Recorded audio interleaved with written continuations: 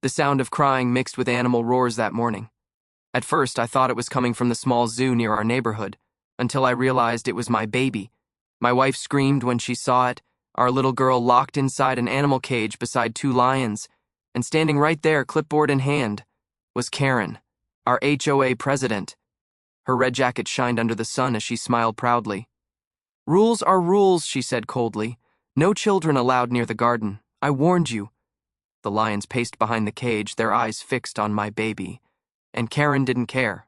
She thought I was just another neighbor, but she had no idea who she was dealing with, because the man she just crossed was the police chief. Before you hear what happened next, tell me where you're watching from, and don't forget to follow for more real HOA stories where justice always wins. The morning began quiet, sunlight filtering through the curtains, the smell of coffee drifting through the air, the faint sound of birds echoing somewhere far beyond the yard. My wife was humming to our baby in the kitchen, her voice soft and sweet, and for a moment the world felt safe, calm, untouched by anything cruel. Then the cry came, faint at first, then sharper, a sound that cut straight through the silence. My wife froze, her eyes meeting mine, confusion turning to fear. "That's her," she whispered, already running toward the back door. I followed, heart hammering, bare feet hitting the wooden floor, the cold morning air hitting my face as we stepped outside. The light was bright, almost blinding, and for a second I didn't see it. Then I heard it again, the cry, muffled and desperate, and my eyes found the small cage sitting near the fence. A metal cage, rusty, low to the ground, the kind used for dogs, and inside it my baby girl. Her tiny hands gripping the bars, her cheeks red and wet with tears, her little voice broken from crying. My wife screamed, stumbling forward, her hands reaching for the latch, but the door didn't move. It was locked, padlocked. And standing there, like she was proud of it, clipboard tucked under her arm, sunglasses glinting in the sunlight, was Karen. Red dress, perfect hair, that same tight smile she wore every time she thought she was right. The HOA president. The woman who lived 2 houses down and treated everyone like soldiers in her private little army. My voice came out rough. "What did you do, Karen?" She didn't even flinch. "Rules are rules," she said, her tone flat, her voice sharp enough to slice through the air. "Children aren't allowed in the shared garden area. It's a safety violation." I had to contain the situation. "Contain?" I shouted. "She's a baby." Karen crossed her arms. "Maybe you should read the HOA handbook before accusing me." My wife was crying now, pulling at the lock, her voice breaking. Please open it. She can't breathe." Karen didn't move. She tilted her head, like she was studying us, like we were the ones breaking some sacred code. "If you people can't follow rules," she said coolly, "then you'll have to face consequences." I took a step toward her. "Open it." She shook her head. "No." The word hit me harder than any punch I'd ever taken. I'd seen cruelty in my life, but this wasn't war, wasn't survival. This was something else. A hunger for control, for power. My wife kept tugging at the lock, her hands trembling, her tears falling onto the metal, and our baby cried louder, her tiny voice shaking the air. And then I heard it. A sound that didn't belong. A low, rumbling growl coming from behind Karen's fence. My stomach dropped. The noise was deep, heavy, dangerous. I looked past her shoulder, and there, moving behind the wire of a larger pen, were 2 lions, full grown, muscles rippling under their golden fur, tails flicking back and forth as they paced. I couldn't breathe. "You put her next to lions?" My voice cracked, my throat burning. Karen turned, glancing over her shoulder like it was nothing. "They're secure. Don't be dramatic. My husband owns them. He's licensed." "Licensed?" I stepped closer, rage flooding through me. "You locked my baby in a cage next to predators." She rolled her eyes. "Predators? Please. They're trained." I reached for the padlock. "Last chance, Karen. Open it." She smiled, smug, cold. "You wouldn't dare." My fingers closed around the lock. I pulled. Metal groaned, and with one hard jerk it snapped free. The cage door swung open. My wife grabbed our baby, pulling her close, clutching her so tightly that even I could hear her heartbeat against that tiny body. The sound of our daughter's crying filled the air, softer now, fading into hiccups, but my heart was still pounding like thunder. I turned to Karen. "You have no idea what you've just done." She shrugged, that awful calm still painted on her face. I was enforcing the law. Maybe next time you'll respect authority. I stepped closer until we were inches apart. Authority? I said quietly. You think a clipboard makes you powerful? You think a title means you can put a child in a cage? Her face flickered, a hint of doubt finally breaking through that mask. You can't talk to me like that, she said. I'm the HOA president. I leaned in, my voice low. And I'm the police chief. Her jaw dropped. You're lying. I pulled my badge from my pocket, the sunlight glinting off it as I held it up. Her eyes widened, her mouth opening but no sound coming out. For the first time, she looked small, weak. I pulled out my phone. Dispatch, I said. This is Chief Harrison. Send 2 units to 14 Ridgeview Court. I have a suspect for felony child endangerment and unlawful confinement. Possible animal code violations as well. Karen took a step back. Wait, no. You can't. This isn't necessary. Tell it to the judge, I said. Minutes later, sirens filled the air, cutting through the quiet mountain breeze. The red and blue lights flashed across the trees, dancing over Karen's perfect red jacket. Neighbors appeared at their windows, some whispering, some recording. The officers stepped out of their cruisers, eyes darting between me, Karen, and the cage lying open on the ground. Chief? One of them asked carefully. What's going on here? She locked my child in that cage, I said. Next to 2 lions. The officer's jaw tightened. He turned to Karen. Ma'am, put your hands where I can see them. Karen laughed, a sound that cracked halfway through. You can't arrest me. I'm the HOA president. I was enforcing safety regulations. Ma'am, the officer said again, step away from the fence. When she didn't move, he reached for her wrist. No, you don't understand, she shouted, twisting away. He's lying.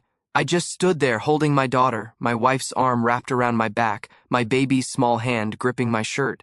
The wind blew through the pines, the sirens echoing off the mountain, the lions pacing behind the fence. The cuffs clicked shut. Karen screamed. You'll regret this, she shouted. All of you. I looked at her one last time and said, No, Karen. The only thing you'll regret is thinking power gave you the right to be cruel. As the officers led her to the car, the sun broke through the trees, and for the first time that morning I could breathe. My daughter laughed, a small, fragile sound, but it was enough. Peace doesn't come easy, but that day, as the sirens faded down the road, I knew one thing for sure. Justice had finally come home. The sound of my own heartbeat filled my ears, steady and hard, every breath heavy with fury I could barely hold back. The padlock hung from my hand, broken, cold against my palm. My daughter's tears soaked into my shirt as I held her close, her little body trembling, her breath coming in uneven gasps. My wife sat beside me on the grass, one hand clutching our child, the other covering her mouth as she tried to steady her breathing. The morning air that once felt so calm now burned against my skin. The cage door lay open, swinging slightly in the wind, a cruel piece of metal that had turned our world upside down in seconds. I looked at it and then at Karen, standing a few feet away, her face tight, her arms crossed, as if she was the victim here. Her red jacket shimmered in the sunlight, her sunglasses hiding whatever she felt, though I doubted it was guilt. You put my daughter's life in danger, I said, my voice low, shaking. You locked her up like an animal. Karen tilted her chin, refusing to step back. You need to calm down, Chief, she said coldly, emphasizing the word like a threat. You're making a scene in front of the neighbors. I did what any responsible community leader would do. The child was unsupervised. She's a toddler, my wife shouted, her voice raw. She's barely old enough to walk. You think that's unsupervised? Karen's mouth tightened. The rules exist for a reason. I've told you both before about boundaries. You keep ignoring them. And then it happened again, that sound, deep and heavy, rolling through the air like thunder from beneath the ground. The lions. The same rumble that made every muscle in my body tighten. I turned my head slowly toward the fence, where 2 pairs of golden eyes glimmered through the gaps. The animals were pacing now, restless, their tails flicking dust into the air. They were too close, far too close. My blood ran cold. You put her next to those? Karen barely looked. They're secure. My husband is a licensed handler. It's perfectly legal. Legal? I stepped toward her. You think anything about this is legal? She smiled, thin and false. I'm within my rights. You can file a complaint if you'd like. But as HOA president, I acted in the best interest of community safety. My hands tightened into fists. Every part of me wanted to lose control, to scream, to make her understand the terror she'd caused. But years of training kept me still. I took a deep breath, every word coming out sharp. Karen, I've met people like you before. People who think power means permission. But this isn't your neighborhood anymore. This is a crime scene. For the first time, her confidence cracked. Crime scene? She repeated, her voice faltering. I took out my phone, pressed the call button. Dispatch, I said, keeping my voice steady, professional, but it shook beneath the surface. This is Chief Harrison. I'm reporting a case of felony child endangerment, unlawful confinement, and potential exotic animal violations. Send 2 units to 14 Ridgeview Court immediately. Karen blinked, her lips parting. Wait, what? You're calling this in? I looked her in the eye. You locked my baby in a cage, Karen. You think I wouldn't? Her face went pale. I didn't mean any harm. I was protecting the neighborhood. From what? I snapped.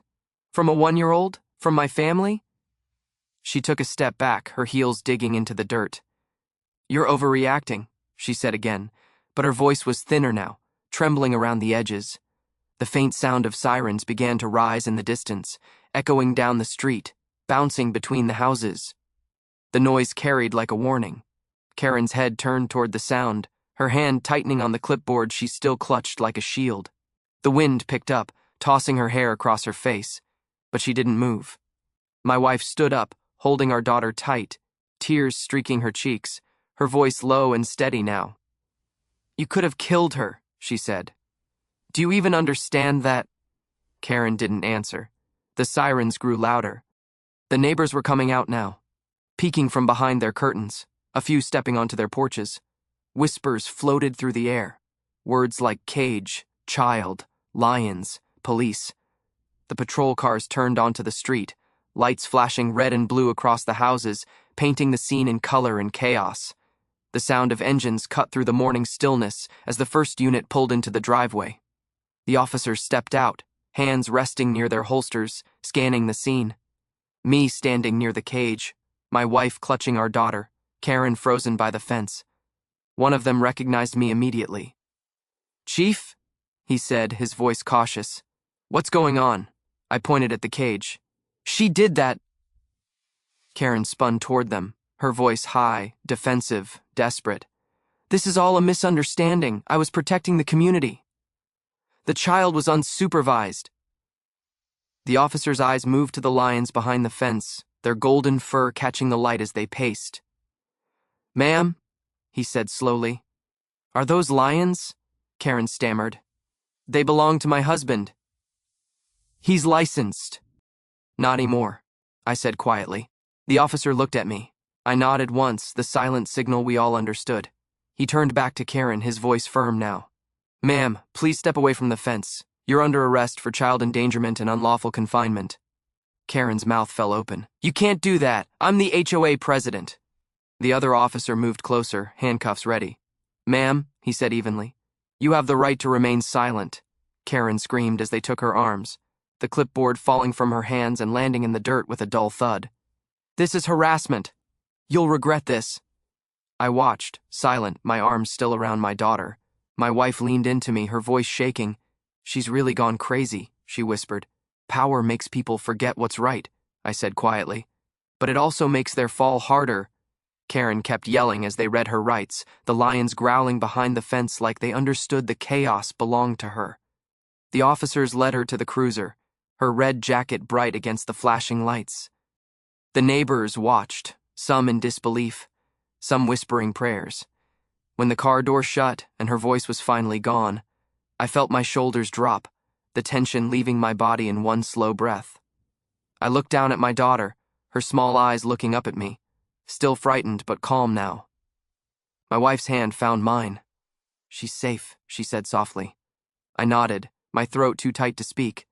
The cage door creaked again in the wind, swinging open and shut, like a reminder of how close we had come to losing everything. The officers secured the lions next, calling in animal control, while I gave my statement. The words felt heavy, each one like dragging a stone across my chest. When it was done, and the cars began to pull away, the road fell silent again. I stood there a long time, the mountain air cold on my face, the smell of dust and metal thick in the air. My daughter slept against my shoulder, her breath warm and steady. My wife leaned into me, and together we watched as the last of the police cars disappeared around the curve. Peace returned, slow and fragile. But it would never be the same.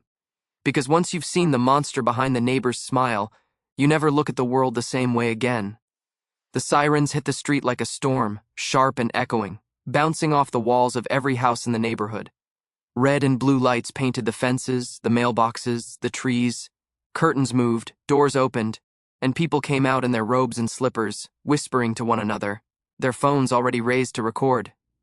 Karen stood in the center of her driveway, frozen for just a second, then straightened her red jacket and lifted, her chin like she was walking into a press conference. She smoothed her hair, fixed her sunglasses, and smiled that hollow smile she used when she needed to feel powerful. The cage still sat open on the grass, the lock broken, the sound of metal tapping softly in the wind. The lions behind her fence were pacing again, restless from all the noise, tails twitching, teeth flashing in the flashing lights. The first patrol car stopped, the crunch of gravel beneath its tires louder than the murmuring crowd. I recognized the officer who stepped out, Dawson, one of my men, solid and steady, good at keeping his head. He looked at me, at the baby in my wife's arms, then at Karen, and his face changed. His hand went to his belt. "Chief," he said slowly, "what's the situation here?" Before I could answer, Karen cut in. "Officers, thank goodness you're here. This is all a misunderstanding. I was only protecting community property. These people have been breaking HOA rules for months. I was forced to take action." She said it like she was reading from a script. Her voice shook a little, but she hid it behind that fake authority she carried everywhere she went. Dawson's eyes narrowed. "You locked a child in that cage?" Karen's smile faltered. "It wasn't like that. The baby wandered into the garden. I just contained her until her parents came out. I didn't mean any harm." I stepped closer, my voice quiet but heavy. "You locked my baby in a metal cage, next to 2 lions. And now you're standing here trying to talk your way out of it?" Her jaw clenched. "You're exaggerating. Those lions are harmless. They're part of a licensed private sanctuary." "Not anymore," I said. Behind her, the lions growled again, the sound rolling like thunder. A few neighbors gasped and stepped back, whispering. The younger officer, Lopez, moved toward the fence slowly, eyes fixed on the animals. "Jesus," he muttered. "Those are real." Karen turned on him fast, her voice sharp. "Don't go near them. They're sensitive." Dawson shook his head and looked at me. "You called this in yourself?" "Yes," I said. "Felony child endangerment, unlawful confinement, multiple animal violations." Karen laughed, a high, shaky sound. "You can't be serious. You're really doing this?" "I'm the HOA president." I met her eyes. "And I'm the police chief." Her face went white. The crowd had grown, half the neighborhood standing behind the patrol cars, murmuring, recording. The news was already spreading from phone to phone. HOA president arrested, child locked in cage, police chief involved. Karen opened her mouth, but no words came out. For the first time, she looked afraid. Dawson took a step forward, handcuffs ready. "Ma'am," he said, "you're under arrest for child endangerment, unlawful confinement, and obstruction of justice. Please place your hands where I can see them." Karen shook her head, stepping back. "You're making a mistake. I didn't hurt anyone. I was following the rules." Lopez moved in behind her, calm but firm. "Ma'am, don't make this harder than it needs to be." She turned to the crowd, desperate now. "You all saw what happened. That child was unsupervised. I was protecting her. I was protecting all of you." No one spoke. Not a single person backed her up. The same neighbors she had bullied for years, fining them for leaving trash cans out, threatening them over paint colors, screaming about weeds, just stood there, silent. When Dawson finally took her wrists and clicked the cuffs closed, she screamed, "You can't do this to me. You'll regret this." Her voice cracked on the last word. I stood still, my daughter pressed against my chest, her tiny hand gripping my collar. My wife stood beside me, her face pale, tears drying on her cheeks. The flashing lights washed over us, the cold air filled with the hum of radios and the quiet murmurs of the watching crowd. Karen kept shouting as they led her to the patrol car. "You'll regret this, Chief. I was following protocol. You're the one breaking the law." I didn't answer. I just watched as they opened the car door and guided her inside. She struggled, yelling, until the door slammed shut. Her voice disappeared behind the glass. The lions let out one last low growl. The sound seemed to settle in the air, deep and final. Dawson walked back to me. "We'll have animal control here in 20 minutes, he said quietly. "We'll take statements and make sure your family's safe." "You good, Chief?" I nodded.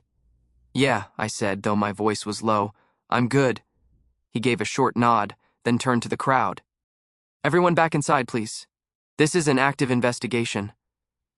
Slowly, the neighbors drifted away, murmuring, phones still glowing in their hands. The patrol car started its engine, gravel crunching as it pulled out of the driveway. Karen sat in the back seat, her face pale, eyes forward, the red jacket bright against the gray leather. The car turned the corner, the lights fading down the road, the sound of the engine fading into the distance. The yard fell quiet again, just the sound of wind moving through the trees. The smell of dust and metal still hung in the air. I looked at the cage one last time, the lock bent, the bars dull, a reminder of how close we came to losing everything. My wife touched my shoulder, her voice barely above a whisper. "She's gone?" "Yeah," I said. Our daughter stirred in her arms, still sniffling, her little hand clutching her mother's hair.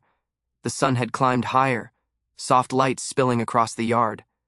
The cage cast a long shadow that stretched to the edge of the porch. I took a slow breath and whispered to myself, "It's over." But deep down, I knew it wasn't really over. People like Karen never learn. They wait, they twist, they plan their next move. I looked toward her empty house across the street, blinds drawn, mailbox still open, papers fluttering in the wind. She would go to jail, yes, but justice doesn't erase fear. It doesn't undo what she did. It just gives you space to breathe again. I stepped inside, closing the door behind me. My wife sat in the armchair with our daughter, humming softly, the same song she'd sung that morning before the nightmare began. The sound filled the room, warm and fragile, pushing the silence away. Outside, the sirens faded into nothing. The lions were quiet, the neighbors' doors shut one by one, and for the first time since the scream that started it all, I let myself believe peace might come back, slowly, carefully, one breath at a time. The days that followed blurred together, a stretch of noise and silence that felt like living inside a slow-moving storm. Reporters camped at the edge of the road, their vans lined up like vultures, waiting for something else to die. Headlines spread online before I could even read them myself. "Oh, President arrested after locking infant in animal cage." The story exploded faster than wildfire, and every detail of that morning became public property. Cameras showed up outside the gate, neighbors whispered, and suddenly everyone had known Karen all along.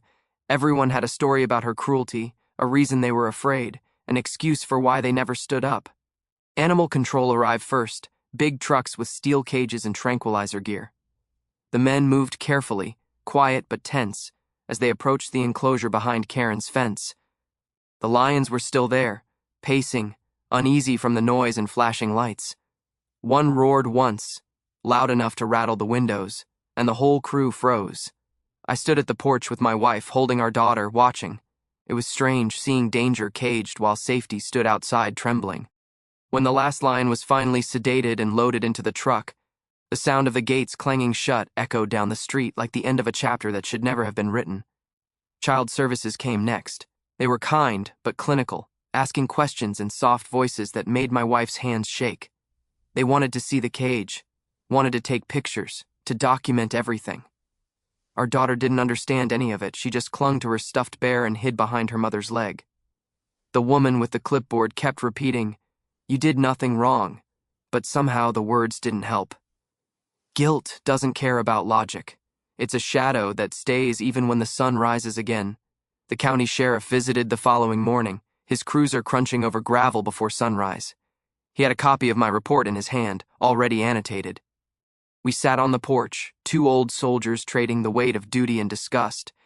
"You handled it by the book," he said finally, "but damn, I wish you hadn't had to." His eyes drifted to the empty house across the street. She'll face serious charges: endangerment, confinement, illegal animal possession, probably jail time. He paused, looked back at me, and added quietly, "People like her always think they're untouchable." "You proved her wrong." I nodded, but the satisfaction didn't come. I had worn justice as armor for too many years to confuse it with peace. Peace doesn't come in courtrooms. It comes in silence, when you can finally breathe without remembering the scream that started everything. The next night, my wife sat beside me on the porch, our daughter asleep inside. The mountain air was cool, and the smell of pine drifted through the stillness. She spoke so softly I almost missed it. She could have killed her. The words hung there, thin and fragile. She could have killed our baby. I didn't answer right away. The wind rustled the trees, and somewhere down the road a dog barked once, then stopped. "But she didn't," I said finally. "She's gone, and we're still here." My wife nodded slowly, her eyes distant. "Why do people like that exist?" she whispered. I had no answer. Still, the anger stayed. Not just at Karen, but at everyone who had let her rule. The neighbors who watched from behind curtains while she handed out fines. The board members who laughed nervously when she screamed about violations. The people who turned away because it was easier to be quiet. They all shared the same guilt, the silence that allows monsters to grow. I couldn't change the past, but I could expose it. That was something I still knew how to do. So I built a case.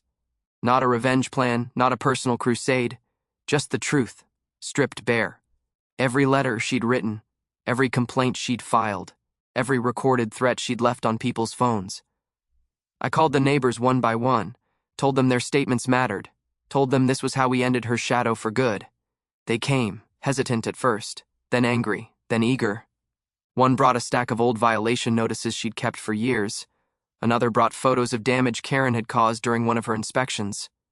Someone else admitted she'd threatened to have their dog put down for barking. The pile of evidence grew higher by the hour. When I finished organizing it, I realized I had built not just a case, but a history, a map of fear drawn in ink and signatures. Karen hadn't been a neighbor. She'd been a warden, ruling over people who just wanted to live quietly. And every time someone obeyed out of fear, she grew stronger. The prosecutor called 2 days later. They were pushing for a full trial. The charges had expanded: child endangerment, unlawful restraint, reckless behavior, harassment, illegal possession of exotic animals, and falsifying HOA documentation. "We'll make sure she never holds authority again," the prosecutor said. "I promise you that." I thanked her, hung up, and for the first time in days felt something close to calm. That night, when the sun dipped behind the ridge, I sat with my wife again, our daughter sleeping beside us in her crib. The house was quiet, except for the soft hum of the wind outside. My wife traced her fingers along the edge of the baby's blanket, her eyes glistening in the dim light. "You think she'll remember this?" she asked. I shook my head. "No, but we will." She looked at me for a long time. "And what about you?" I looked out the window, at the place where the cage had been, now just a patch of flattened grass. "I've seen worse," I said, "but never this close to home." We sat there until the night swallowed the light completely, the stars appearing one by one above the trees. Somewhere far away, a coyote called, and the sound echoed down the valley. It wasn't peace, not yet, but it was the start of it. And as I closed my eyes, I promised myself one thing: Karen might have taken our quiet for a while, but she would never take it again. I would make sure of that, because justice wasn't just my job anymore. It was personal. The courthouse smelled of polished wood and cold air, the kind that clings to the skin even when the sun outside is burning bright. Cameras flashed from the steps as we walked in, their shutters snapping like insects.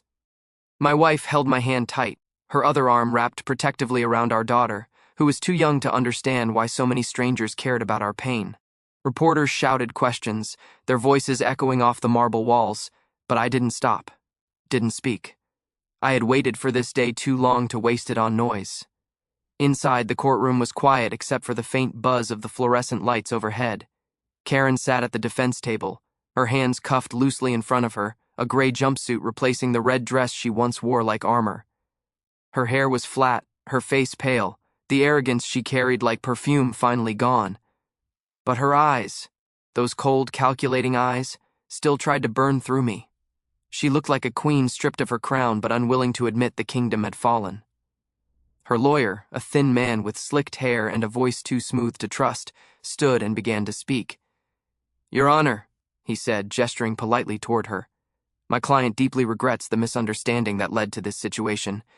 She never intended harm. She acted under the impression that she was enforcing community safety guidelines. There was no malicious intent." A ripple of whispers moved through the courtroom. Misunderstanding. The word hit me like a slap. My wife's hand tightened around mine. The prosecutor, a woman with sharp eyes and a tone that could cut glass, stood immediately. "A misunderstanding doesn't put a baby in a cage," she said coldly. "A misunderstanding doesn't leave a child crying next to wild predators. This wasn't confusion, Your Honor. It was control. It was cruelty." The judge nodded slightly, his expression unreadable. "Continue," he said. The prosecutor turned toward me. "Chief Harrison," she said, "please take the stand." I rose, straightened my jacket, and walked forward, every step heavier than the last. I took my seat, swore the oath, and looked out at the courtroom. Karen wouldn't meet my eyes now. She was staring at the table, her fingers twisting the edge of her jumpsuit. "Chief," the prosecutor began, "can you describe what you saw that morning?" I took a deep breath, my voice steady but low. I heard my daughter crying outside. When I went to the backyard, I found her locked in a metal animal cage. The lock was sealed with a padlock. She was crying so hard she couldn't breathe. I paused, the image flashing behind my eyes like it was happening all over again. Karen was standing there holding her clipboard. She said she was enforcing HOA rules. There were 2 lions behind her fence, real lions. She put my baby within feet of them. The courtroom went completely silent. Even the reporter stopped typing. The prosecutor nodded. "And when you confronted her?" "She told me I was overreacting," I said. She laughed. "She said it was for safety. That's when I told her I was the police chief and that she'd just committed a felony." Karen's lawyer shifted uncomfortably, whispering something to her, but she kept staring at the table. The prosecutor nodded again, her voice calm but firm. "No further questions." Karen's lawyer stood, trying to look confident. "Chief, would you agree that your emotions may have colored your perception of the events?" I stared at him. "My perception?" I said quietly. "You think I imagined my baby locked in a cage?" He swallowed hard. "No, I just mean—" I leaned forward, every word cutting clean. "I was there. I broke the lock myself. I saw the fear in my child's eyes. You can twist the law all you want, but you can't twist the truth." He hesitated, looked toward Karen, then back at the judge. "No further questions." The judge motioned for me to step down. As I walked back to my seat, Karen finally looked up. For the first time since I'd known her, there was something in her face that looked like fear. The prosecutor called 2 more witnesses, animal control officers who described the state of the lions, the lack of proper enclosures, the missing permits. One of them said quietly, "If those animals had broken through, that baby wouldn't be alive today." My wife's hand gripped mine so tight it hurt. When the final witness finished, the judge leaned forward. "Mrs. Blake," he said, his voice heavy, calm, final.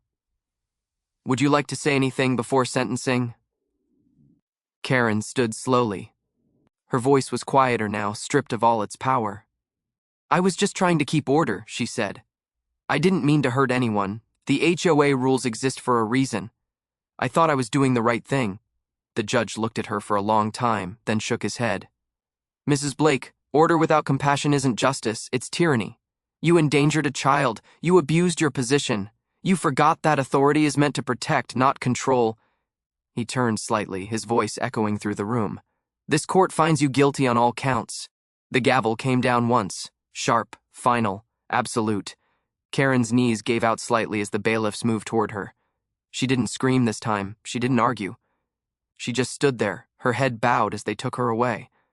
The sound of the cuffs closing around her wrists was softer than I expected, but it was the loudest thing in the world. My wife leaned against me, tears rolling down her cheeks, her whisper barely audible. "It's over." I looked toward the empty defense table, the scattered papers, the clipboard that had once symbolized all her power, now just a piece of plastic left behind. "Yeah," I said quietly.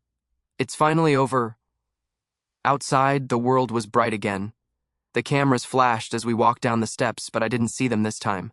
I only saw my daughter's face, smiling in her mother's arms, sunlight touching her hair. For the first time since that morning, I felt the weight lift. Justice wasn't revenge. It was a return to peace, and for my family, peace was everything. The weeks that followed felt like a long exhale after years of holding my breath, a slow release of tension that had lived in the air for too long. The neighborhood changed in quiet, gradual ways, the kind that only people who had lived there through the fear could notice. The lawns were greener, the sidewalks busier. The laughter of children replaced the heavy silence that used to hang between the houses. People waved again. Porch lights stayed on later, and for the first time since moving to that mountain road, it actually felt like home. Karen's house stood empty, a hollow shell of arrogance. The red door that once gleamed under the morning sun was faded now, chipped by wind and time. Her name had been stripped from every HOA document, every mailbox label, every record that gave her even a shred of control. The board had voted unanimously to remove her, the same board that used to tremble when she spoke. They called it an act of reform, but everyone knew what it really was: relief. The lions had been taken away days after her arrest. The animal control trucks came back with heavy chains and soft voices, careful not to scare the beasts. When they left, the sound of their engines echoed down the mountain until it faded completely, leaving only the soft rustle of pine needles and the wind sweeping through the grass. The silence that followed was different this time. It wasn't fear, it was peace. I spent most mornings on the porch again, coffee in hand, my daughter toddling in the yard while my wife watched from the doorway. The cage had been removed, the ground reseeded. But no matter how green the grass grew, I could still see it there in my mind, that twisted metal box, that moment of helplessness. It didn't haunt me anymore, not exactly, but it lived in the edges of memory, like a scar you stop touching but never forget is there. One afternoon, a knock came at the door. It was Dawson, the officer who had arrested Karen. He had a small smile on his face and a manila envelope tucked under his arm. "Thought you'd want to know," he said, handing it to me. Inside was a copy of the final court record, her sentence, her official removal from all HOA activity, and a statement from Animal Welfare confirming the lions had been moved to a sanctuary downstate. "She's not coming back," he added. "Not here, not anywhere." I nodded. "Good," I said simply. "She's done enough damage." He hesitated before leaving, glancing past me at my wife and daughter. "You know," he said, "not many people could have kept their cool like you did. Most would have taken it into their own hands." I smiled faintly. "That's the thing about justice," I said. "You don't chase it with anger. You wait. You let it catch up to those who deserve it." After he left, I sat on the steps for a long while, the envelope beside me, the wind cool against my face. My daughter ran across the yard, her laughter rising into the air like music. She stopped near the fence, the same fence where the cage had stood, and looked back at me, waving. My wife walked out, smiling, the evening sun glowing against her hair. "She's not afraid anymore," she said softly. I nodded, my throat tight. "Neither are we." The sun was setting then, turning the sky a deep gold that bled into pink and purple. The light stretched across the grass, spilling over the fence and onto the porch. I looked toward the horizon, toward the road that led down the mountain, the same road Karen's car had once driven up, dust in her wake, bringing chaos into our peace. It was empty now. Still, my wife sat beside me, resting her head on my shoulder. "Do you think we'll ever move?" she asked quietly. I shook my head. "No," I said. "This is our home. We built it. We survived it. No one's taking that away." She smiled, closing her eyes as our daughter ran back toward us, her tiny footsteps thudding softly against the porch. I lifted her into my arms and she laughed, that bright, pure sound that once filled this place before it was stolen from us. I realized then that this moment, was what justice truly meant. Not headlines, not courtrooms, just peace. The kind that lives quietly, without apology. The mountain wind picked up, moving through the trees, carrying the faint scent of pine and smoke from some distant cabin. The world felt whole again. The weight of everything, the fear, the anger, the sleepless nights, had finally begun to fade.